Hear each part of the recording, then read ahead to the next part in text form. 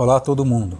Devido ao trabalho remoto como forma de prática de distanciamento social devido à pandemia de Covid-19, estarei gravando e disponibilizando as aulas do curso de Cálculo Diferencial Integral 2 semanalmente. Como o tempo é curto e temos outras atividades diversas, as aulas serão menos elaboradas do que as anteriores postadas nesse canal. Como apoio gráfico e didático, utilizaremos os livros de cálculo do James Stewart, 7ª edição, volumes 1 e 2.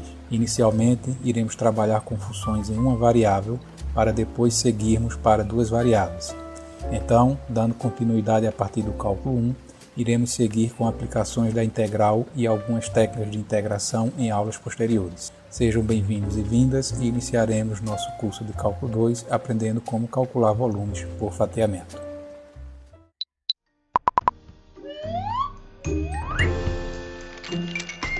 Dúvidas matemáticas é com o professor Pedro.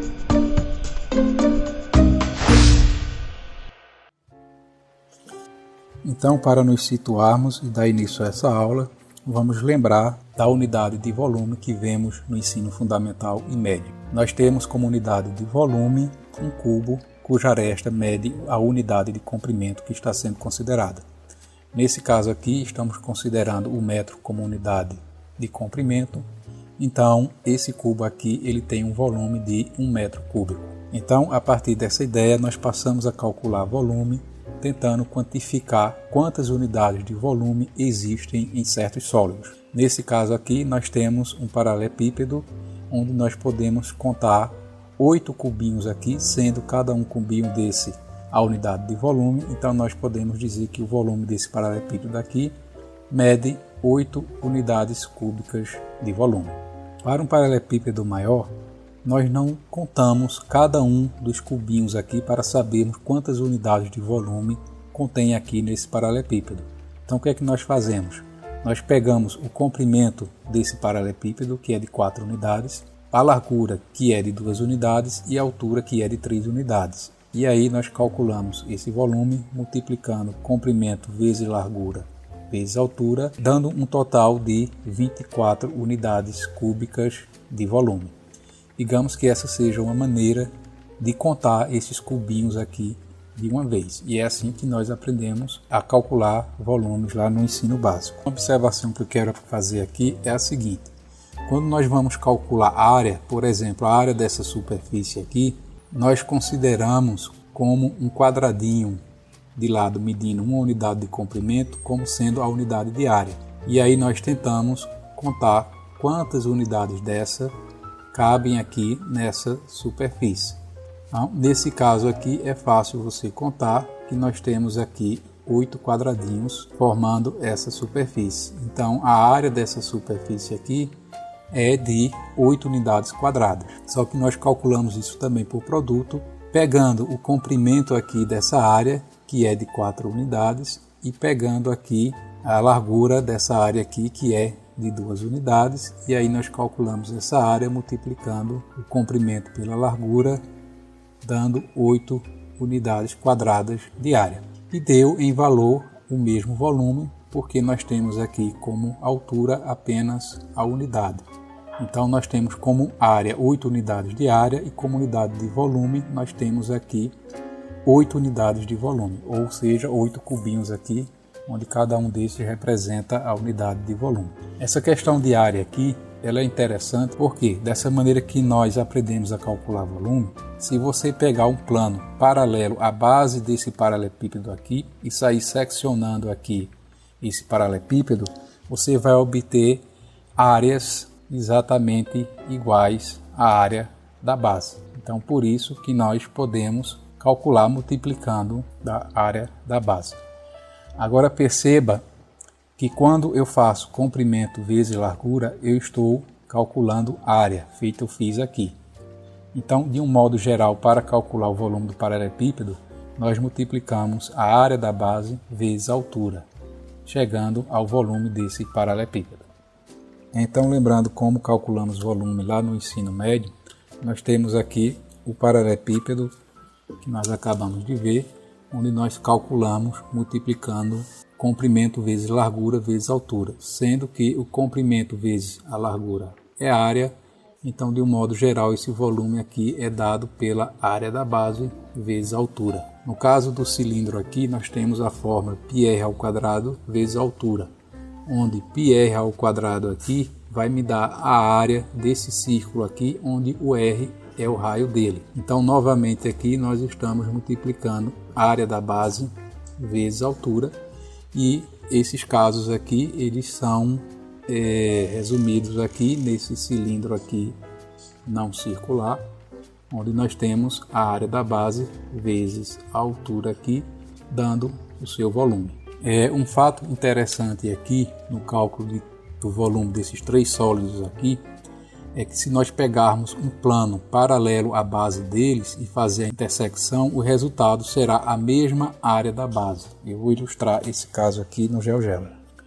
Então aqui nós temos três sólidos. Inicialmente vamos nos concentrar aqui no cilindro. Então, à medida que eu pegar um plano paralelo à base desse cilindro aqui e for subindo ele aqui, ó, fazendo a interseção sempre vai me dar um círculo, né, com a área igual à área da base, certo?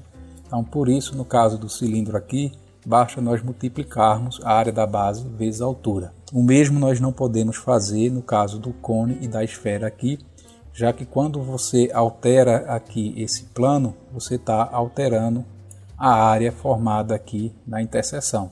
Então, por isso que nós utilizamos fórmulas diferentes lá no ensino médio para calcular o volume do cone e da esfera. No caso do cilindro, basta multiplicar a área da base vezes a altura.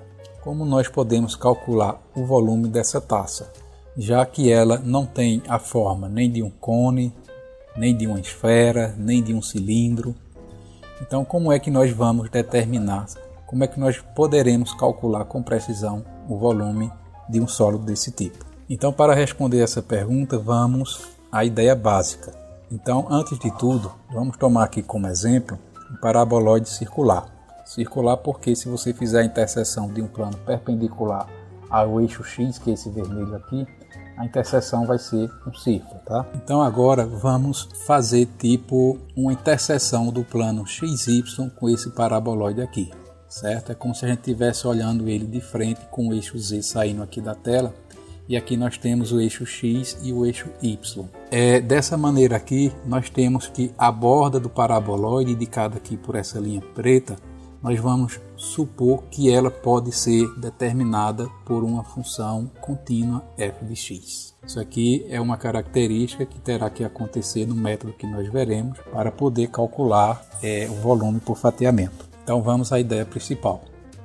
Digamos que nós temos esse sólido aqui e nós temos três planos, todos os três perpendiculares à reta x, um passando pelo ponto xi menos 1, outro pelo ponto xi asterisco e outro passando pelo ponto xi, formando aqui essas três intersecções, onde a intersecção do plano que passa por xi asterisco está aqui colorida de roxo, certo? Feito isso, nós unimos os dois planos, o da esquerda e o da direita, com um segmento de reta, passando aqui pela borda da interseção do plano que passa por xi, formando um cilindro. Esse cilindro, digamos que seja esse aqui, que eu vou chamar do cilindro número 4, né? Formando um cilindro reto, de modo que qualquer outro plano entre os valores xi menos 1 e xi vai resultar em uma interseção de mesma área. Ou seja, para calcular o volume desse cilindro aqui, eu posso utilizar a mesma fórmula que a gente viu agora há pouco, e vai ser a área da base vezes a altura. Com isso, eu estou fazendo o quê? Eu estou fatiando todo esse meu sólido aqui em cilindros, certo? Por isso que o método se chama fatiamento. Nesse caso aqui nós temos 1, 2, 3, 4, 5, 6, 7 cilindros. Então, se eu pegar e somar o volume de cada um desses cilindros aqui, eu vou ter um volume aproximado ao volume real aqui desse sólido. Então, chamando esse volume aqui de V, uma aproximação desse valor aqui vai ser dado pela soma do primeiro cilindro aqui, e que será calculado pela área da base vezes a altura. Só que essa área da base aqui vai depender do valor x0 aqui, porque eu estou fatiando aqui no começo e essas interseções aqui vai depender de onde eu estou fatiando o sólido. Então digamos que essa área aqui desse cilindro seja dada por A de x0. Estou tomando esse x0 aqui, né, como referência aqui para a minha interseção. Essa altura desse cilindro aqui vai ser sempre a mesma, ou seja, eu estou dividindo o meu sólido aqui em cilindros de mesma altura, sendo essa altura dada por xi menos 1, que eu estou chamando aqui de ΔX, certo? Então minha altura aqui vai ser o ΔX. E aí eu vou somar com o segundo cilindro, cuja área aqui vai depender do valor x1. Então eu estou pegando a área da base aqui, A de x1, e multiplicando pela altura que é igual, que é delta de x. E assim eu sigo até chegar ao sétimo cilindro aqui, cuja área vai ser A de x6 porque eu comecei a contar de zero, tá? Vezes a altura que é o ΔX. Então, somando o volume de cada um desses cilindros aqui, eu tenho uma aproximação do volume do meu sólido. Escrevendo isso aqui numa notação mais resumida, esse volume aqui, então, vai ser igual ao somatório de I igual a 0 até 6 porque eu estou começando a contar de zero, tá? De A de xi vezes ΔX, que é a altura. Então eu vou ter aqui uma aproximação, né, do volume desse sólido aqui pela soma dos volumes dos 7 cilindros, certo? Eu vou ilustrar essa situação melhor aqui em uma outra representação do GeoGebra. Então vamos supor que aquele paraboloide que nós vimos no começo esteja aqui. Então, para eu calcular o volume aproximado dele, digamos que eu pegue aqui 6 cilindros, digamos que eu fateie ele aqui em 6 cilindros. Então, se eu somar o volume de cada um desses cilindros aqui, eu vou ter o volume aproximado ao volume real do meu paraboloide. Observe aqui o seguinte, digamos que eu tenho aqui um plano XY fazendo a interseção com essa minha figura.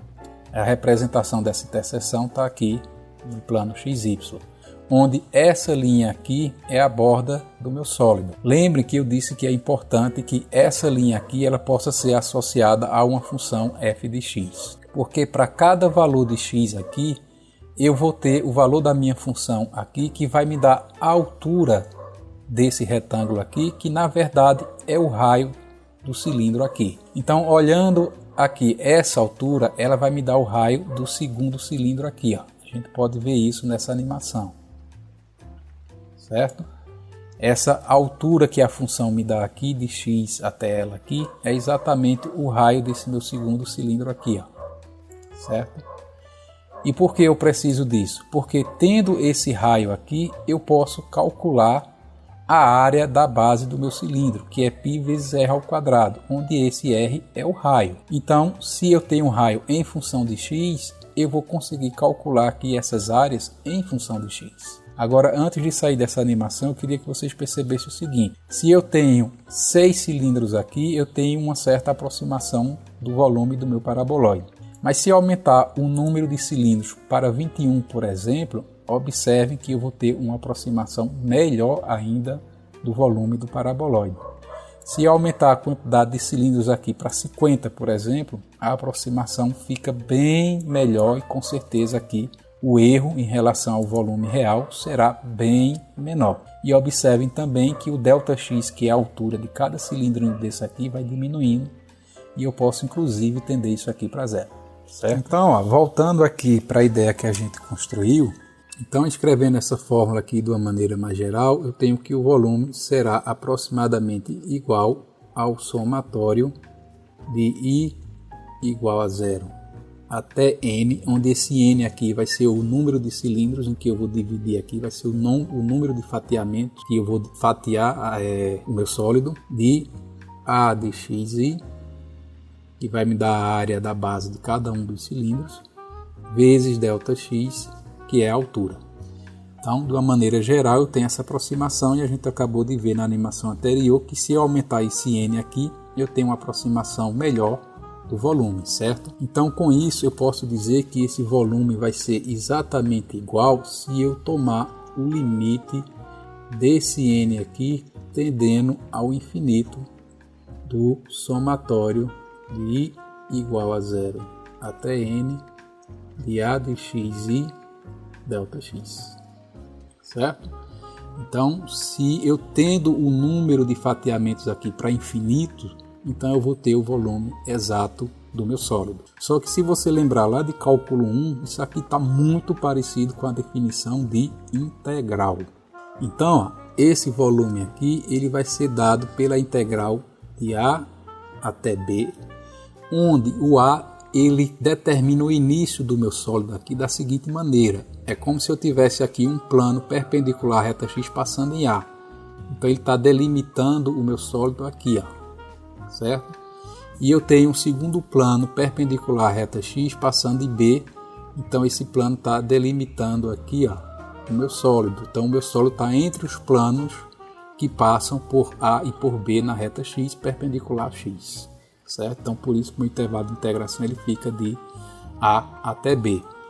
De quem? De A de x, que vai ser a área em função de x, e dx, né? Que é o meu diferencial em x, já que aqui é o ΔX que está tendendo a zero quando esse limite aqui vai para infinito, quando o número de cilindros aqui tende para infinito. Então com isso aqui a gente chega à definição lá do livro. A definição do livro diz o seguinte: seja S um sólido que está entre x igual a A e x igual a B. O que é que ele quer dizer com isso? Então, imagine aqui o nosso paraboloide e digamos que aqui nós temos o ponto A e aqui o ponto B. Então, nós temos aqui um plano perpendicular à reta x que está passando por A e aqui nós temos um plano também perpendicular a x passando por B. Então o meu sólido está entre esses dois planos. É isso que ele quer dizer no início do enunciado. Se a área da seção transversal de S, que é o sólido, com o plano PX, passando por X e perpendicular ao eixo X, é AX, né? Ficou um pouco complicado isso aí, eu vou tentar explicar.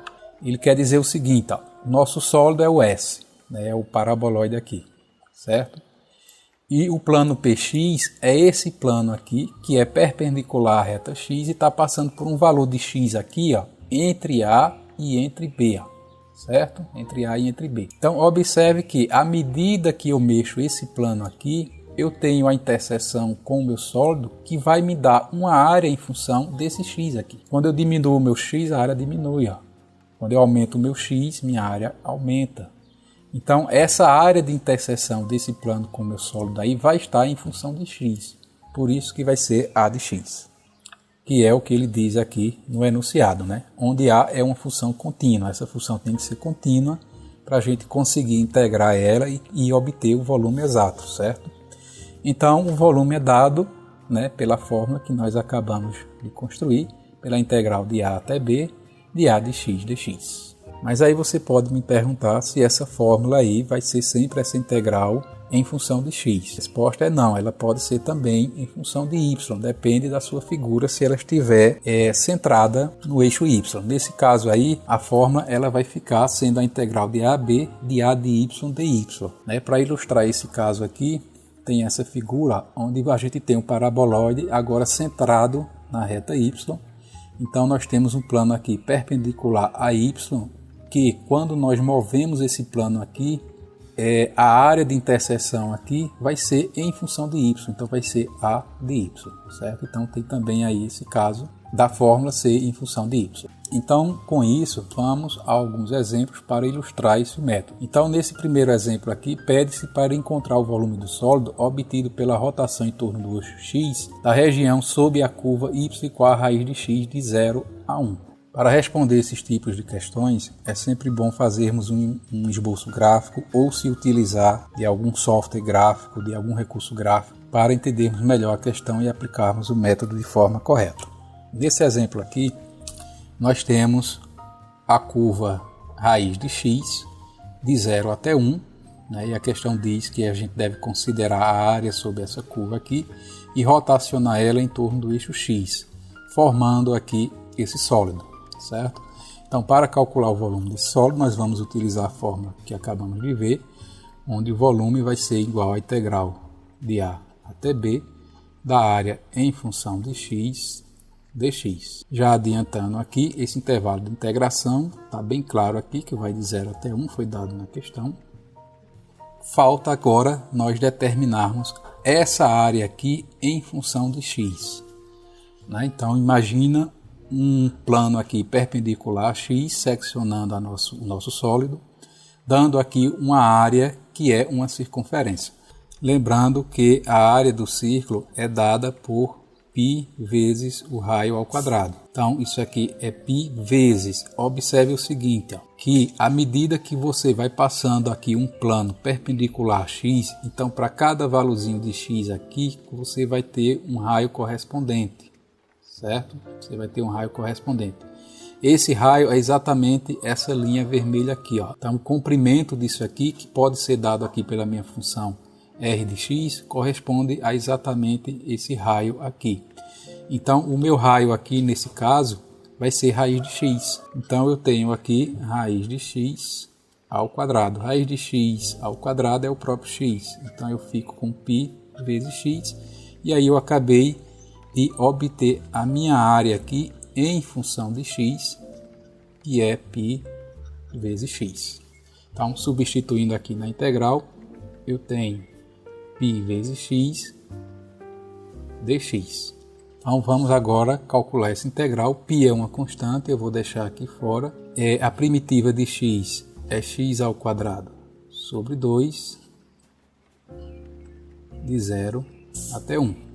Então esse volume aqui vai ser igual a π vezes 1 ao quadrado sobre 2 menos 0 ao quadrado sobre 2. 1 ao quadrado é 1, vou ficar com um meio aqui. 0 ao quadrado é 0, 0 dividido por 2 é 0. Então isso aqui vai dar 1 meio vezes π, e eu vou ficar com π meio, que é o volume desse meu sólido aqui, certo? Então vamos para o próximo problema, onde nós temos agora um caso em que a fórmula vai depender da variável y. Y agora vai estar como variável. Então, encontre o volume do sólido obtido pela rotação da região delimitada por y igual a x à terceira, y igual a 8 e x igual a 0 em torno do eixo y. Então, representando aqui graficamente, nós temos aqui a curva x à terceira, temos aqui a curva y igual a 8, que dá uma reta paralela a x, e x igual a 0 é o próprio eixo y aqui. Então a nossa região é essa aqui, que está sendo rotacionada em torno de y, gerando aqui esse sólido. Então nesse caso aqui, a fórmula que nós utilizaremos, né, para o volume é a integral de a b de a de y dy.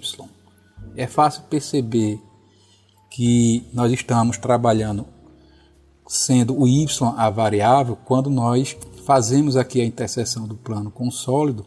Esse plano aqui ele vai ter que estar perpendicular ao eixo y. Então, à medida que eu movo esse plano aqui, eu estou modificando essa área aqui em função do valor do y. Então, novamente, a área em função de y aqui vai ser sempre dada por π vezes o raio ao quadrado. Então vamos observar aqui quem é esse raio. Observe, ó, que o raio que vai daqui até aqui vai ser exatamente o valor da minha função aqui, ó, nesse ponto aqui. Para um y dado aqui, eu vou ter o valor aqui desse meu raio, certo? Só que em função de y. E a questão me disse que essa curva aqui é y igual a x à terceira. Então, tirando a raiz cúbica aqui de ambos os lados, eu fico com x igual a raiz cúbica de y. Então, raiz cúbica de y é que está me dando aqui o comprimento desse raio, certo? Então, o meu raio é raiz cúbica de y ao quadrado aqui da fórmula. Então, eu fico com π vezes y elevado a 2/3. Né? Raiz de 3 é a mesma coisa que 1/3. 1/3, a potência 1/3 elevado à potência 2 eu multiplico, fica 2/3. Então eu acabei de obter aqui essa área aqui em função de y, eu já posso substituir aqui na fórmula. Quem vai ser o meu intervalo de integração? Observe que os valores de y estão indo de 0 até 8. Então o meu intervalo de integração vai de 0 a 8. A minha área em função de y é π vezes y elevado a 2/3 dy. Então, calculando essa integral aqui, colocando o π, que é constante, aqui fora, vamos construir a primitiva de y elevado a 2/3. Somando 2/3 com 1, a gente tem 5/3. Então, vai ficar y elevado a 5/3. Dividido por 5/3, a gente inverte aqui, isso vai ficar 3/5. De 0 até 8. Então, calculando isso aqui, inclusive, até para simplificar essa conta aqui, você observa que, como 3/5 aqui está multiplicando a minha variável, eu posso trazê-la aqui para fora. Então, eu vou ficar com 3/5 de π vezes y elevado a 5/3 de 0 a 8. Então, isso aqui é igual a 3π sobre 5 vezes. Isso aqui vai ficar 8 elevado a 5/3 menos 0 elevado a 5/3, que é 0. Então, isso aqui vai ficar 8 elevado a 5/3. Vamos calcular aqui esse 8 elevado a 5/3 aqui embaixo. 8 elevado a 5/3 é a mesma coisa que raiz cúbica de 8 elevado a 5, que é a mesma coisa de 8 vezes raiz cúbica de 8 ao quadrado, que é a mesma coisa que 8 vezes raiz cúbica de 64, que é 4. Então eu fico com 8 vezes 4, que é igual a 32. Então isso aqui é igual a 3π sobre 5 vezes 32. 32 vezes 3 dá 96, então eu vou ficar com 96π sobre 5. Esse aqui é o volume desse sólido aqui, obtido por essa região aqui rotacionada em torno do eixo Y. O próximo exemplo, ele já traz uma novidade, porque nós teremos que obter a área utilizando duas funções aí. Então nós temos a região R delimitada pelas curvas y igual a x e y igual a x ao quadrado, e que é girada em torno do eixo x. Fazendo o gráfico aqui, nós temos a reta y igual a x, nós temos a curva y igual a x ao quadrado, e nós estamos pegando essa área aqui e rotacionando em torno do eixo x, obtendo esse sólido. Observe que nessa questão aqui não foi dado o intervalo de integração. Diz simplesmente que a região é delimitada pelas duas curvas. Então a gente tem que fazer as interseções das duas curvas. Então, se você igualar o x ao quadrado, você só vai ter como solução x igual a 0 e x igual a 1, certo?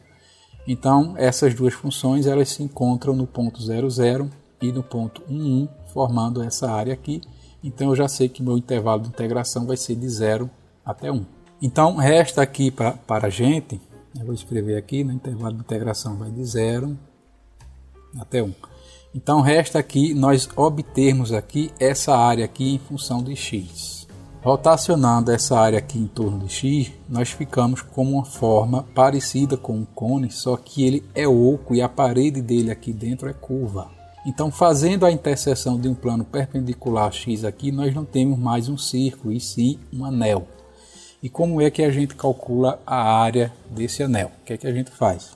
A área desse anel aqui, ele vai ser a área maior, vou colocar com M maiúsculo, menos a área menor, com M minúsculo, certo? Por quê? Se eu calculo essa área maior aqui, eu estou calculando junto tudinho aqui, essa em branco e essa aqui em rosa, tudinho, tá aqui, a área maior.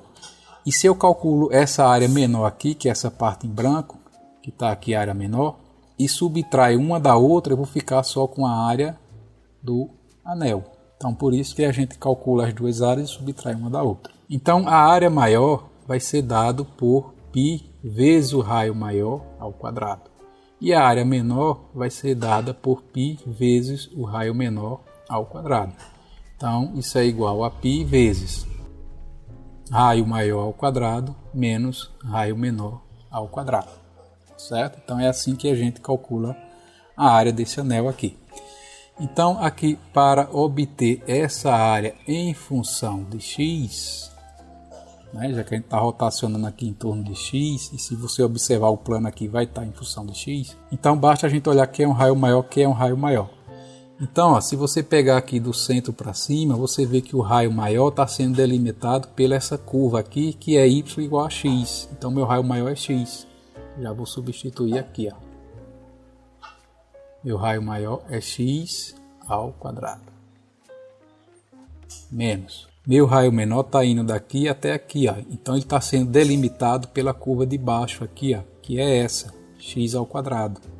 Então o meu raio menor é x ao quadrado. Só que isso aqui está elevado ao quadrado, né? É o raio elevado ao quadrado. Então a minha área desse anel aqui em função de x será π vezes x ao quadrado menos x à quarta. E agora, utilizando a fórmula, volume é igual a integral de A até B de A dx dx. Meu intervalo de integração, a gente já verificou aqui que vai de 0 a 1. A área desse anel aqui em função de x, nós já determinamos, é π vezes x ao quadrado menos x à quarta dx. Então, calculando essa integral aqui, vamos colocar π fora, que é constante. As primitivas aqui serão x à terceira sobre 3 menos x à quinta sobre 5, tudo isso de 0 até 1. Então, esse volume aqui vai ser igual a π vezes, então vamos substituir aqui, 1 elevado ao terço é 1, então vai ficar 1 terço, menos 1 elevado à quinta é 1, então vai ficar 1 quinto. Eu não irei substituir aqui o valor do zero, porque ele vai zerar esses dois termos aqui, vai dar zero, então não precisa fazer a conta, então eu fico com isso aqui. Então vai ser igual a π vezes, o mínimo múltiplo comum aqui é 15, né? 15 dividido por 3 dá 5, vezes 1, 5. 15 dividido por 5 é 3 vezes 1, 3. Isso aqui vai me dar 2 quinzeavos, ou 2π sobre 15, que é o volume desse meu sólido aqui. Então, para encerrar essa parte dos exemplos, nós vamos repetir esse exemplo aqui com uma diferença, certo? Então, vamos pegar essa primeira figura aqui, né, representando o mesmo caso, só que ao invés de a gente rotacionar ela em torno de x, a gente vai rotacionar ela em torno do eixo y igual a 2, que é um eixo paralelo ao eixo x. Então isso aqui vai continuar em função de x. Só que como o meu eixo agora está aqui, ó, inclusive até com uma certa distância da minha região, né, essa região aqui ela está aqui embaixo, ó, certo? Aí rotacionando ela aqui em cima. Então eu tenho não só uma figura bem diferente, um sólido bem diferente, como vai mudar muito os raios. Então vamos entender aqui como é que a gente determina esses raios aqui. O que é que a gente faz? Observe que o maior raio possível de rotação aqui para o raio maior, e que também será para o menor, é de 2 unidades, ó, partindo daqui até aqui, ó, certo? Então esse raio aqui, né, ele está girando aqui em torno do eixo y igual a 2. Então, quando você está com x em 0 aqui, você tem um raio maior. À medida que você vem com seu x para cá, o que é que acontece com o raio maior? Ele está saindo daqui e está vindo até aqui, ó, certo?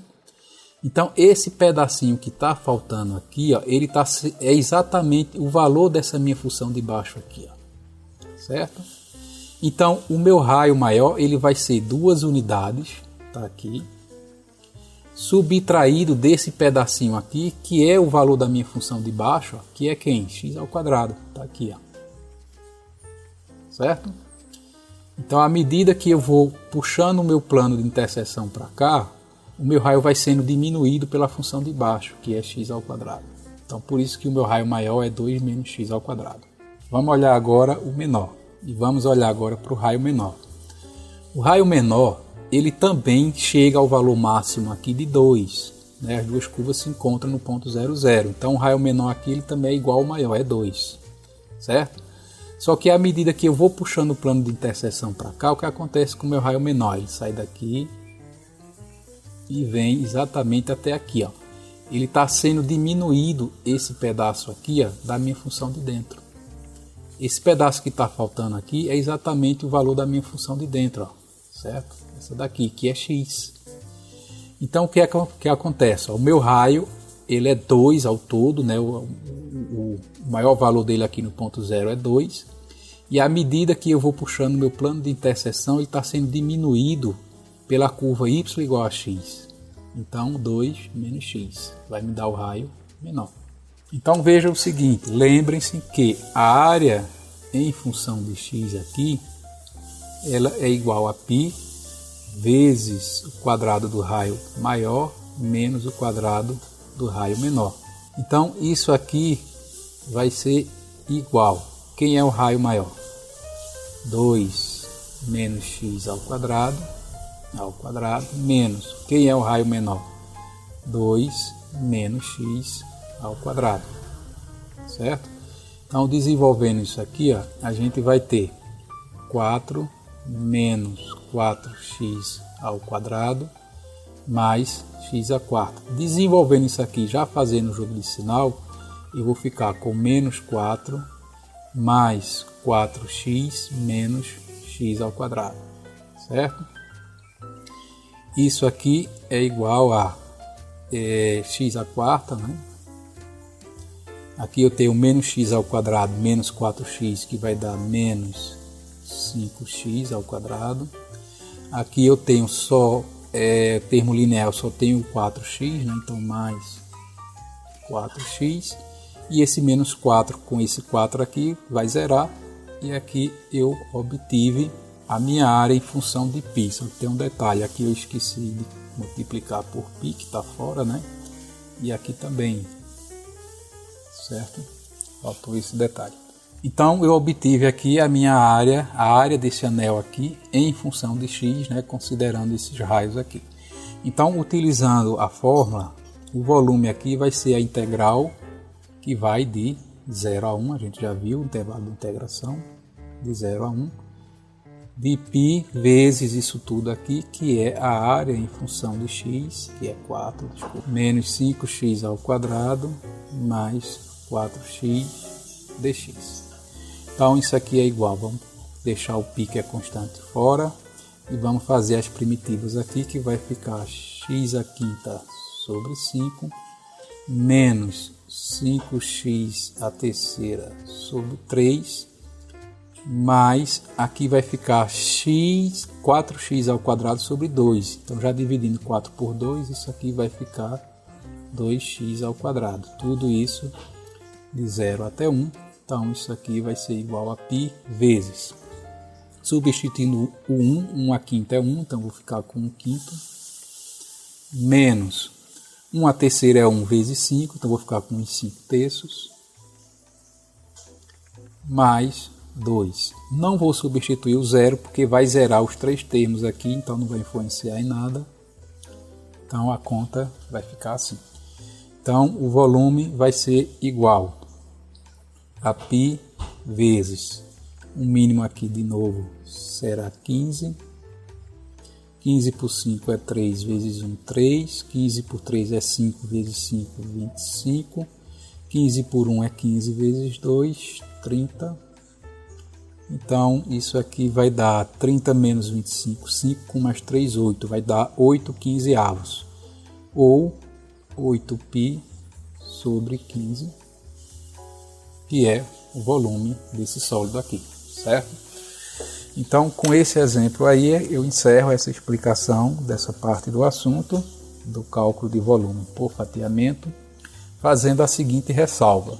Todos esses exemplos que nós fizemos até aqui foram de figuras de revolução, né? Foram sólidos de revolução, obtidos por rotação. Mas esse método ele pode ser muito bem aplicado em figuras que não são de evolução. Por exemplo, digamos que nós conseguimos centrar no eixo X uma pirâmide aqui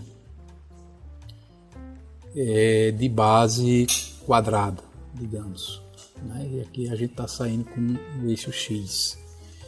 E aí, se você consegue associar aqui a qualquer plano de interseção que você fizer aqui, você vai ter, né, como interseção aqui, um quadrado aqui em função de x, certo? Não vai ser mais uma área circular, não vai aparecer mais o π aqui na área, mas você vai conseguir encontrar essa área aqui em função de x, e aí você utiliza a mesma fórmula, e aí você vai encontrar o volume dessa pirâmide. Então, esse método ele é interessante não só para figuras de revolução, que foi todos os exemplos que nós fizemos aqui, como também para alguns sólidos que não são de revolução. Então, com esse exemplo e com essa fala aqui, eu encerro essa aula. As dúvidas ficarão para a aula presencial da próxima segunda-feira e também podem serem postadas nesse próprio canal e também por e-mail. Então, muito obrigado a todos vocês. Até a próxima aula.